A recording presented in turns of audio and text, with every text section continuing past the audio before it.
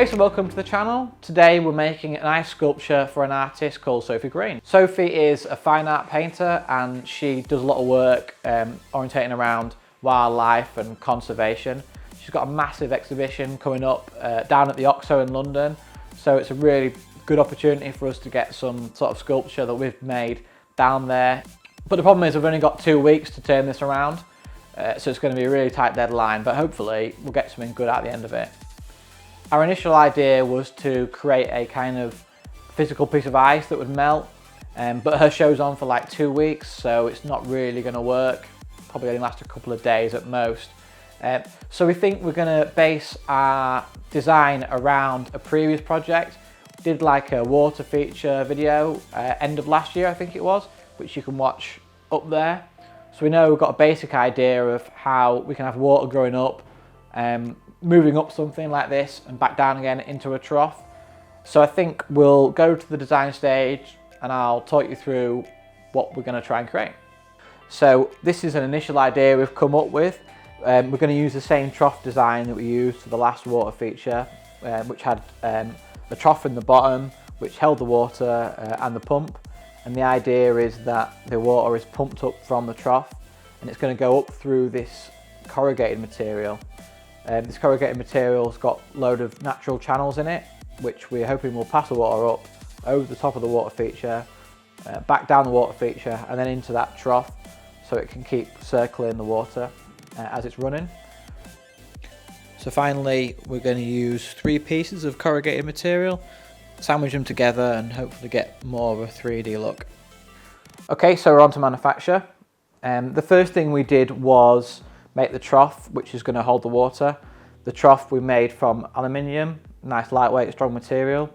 Here you can see Paul bending the aluminium into shape to get the rough shape of the trough.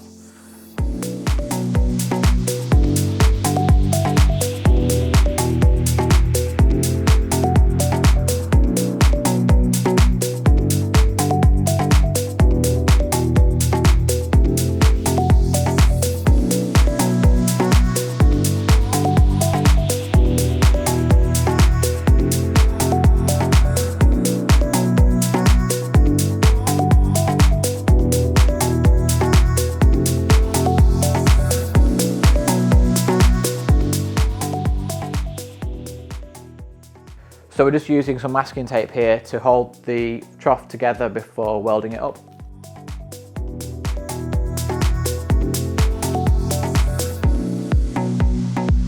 Paul's going to put a couple of tack welds in here. The idea of this is it will stop the material from bending as we go to weld it up.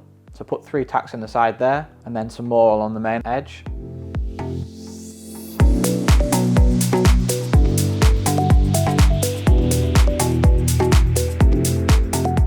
He's using a TIG welder here, which is perfect for aluminium.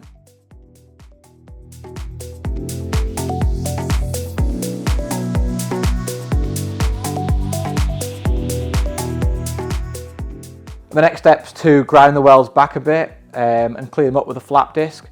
Eventually this trough is going to be going off for powder coating, so we want a nice smooth finish on the outside.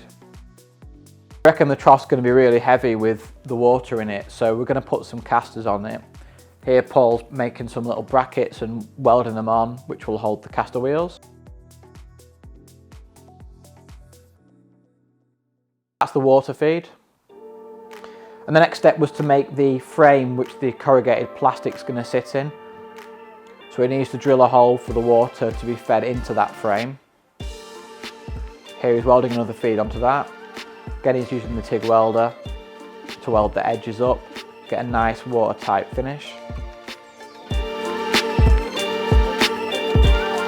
Here you can see we've made the frame on a series of legs. That's just going to act for a bit more support when it sits in the trough. There's the channel where the corrugated material is going to sit.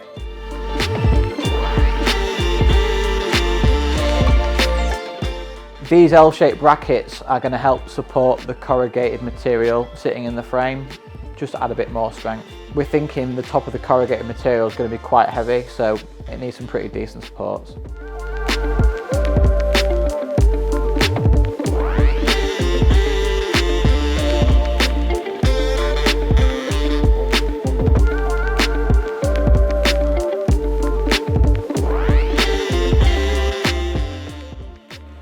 just going to drill some holes in this bracket for extra strength.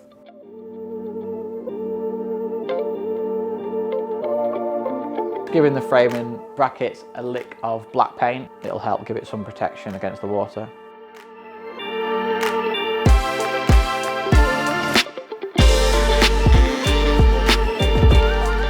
And that's it. Here's the trough come back from powder coating. It's in a really nice blue colour.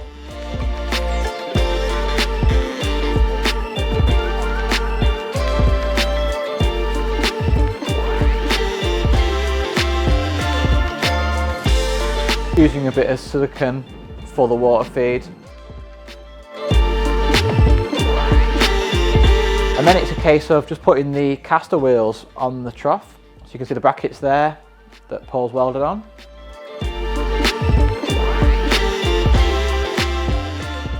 Just securing the casters with 4 bolts.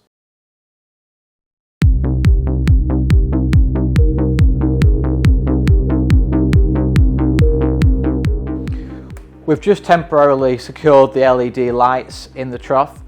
Those LEDs are on like a Bluetooth control system. I think we'll end up just using like a blue light, but it gives us the option to change them once they've been secured into the trough. So ran them on the edge of the trough, and then we'll run some along the bottom.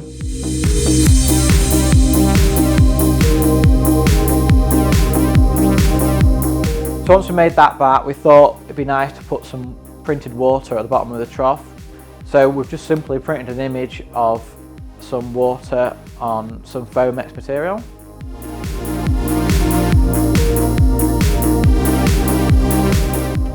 And the next step was to print and cut the corrugated material. So here they go onto the flatbed printer. We've left some clear spaces on the corrugated so you can see the water running up, and we've also printed some white on there and then added these words.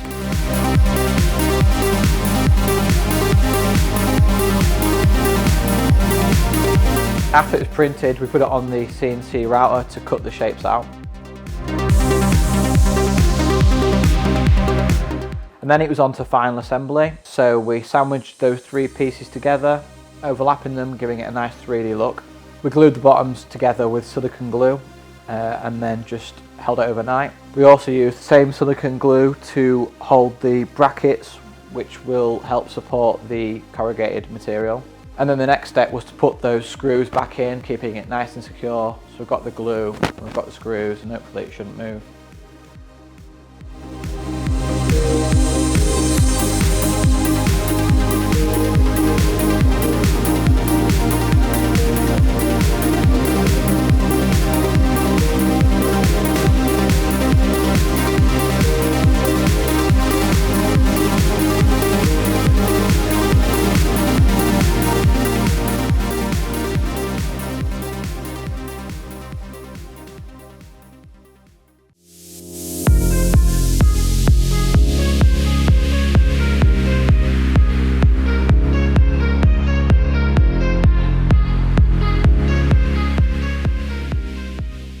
Here it is in situ. Got it set up, it works brilliantly. Got a few comments, people seem to like it, and hopefully it complements Sophie's work.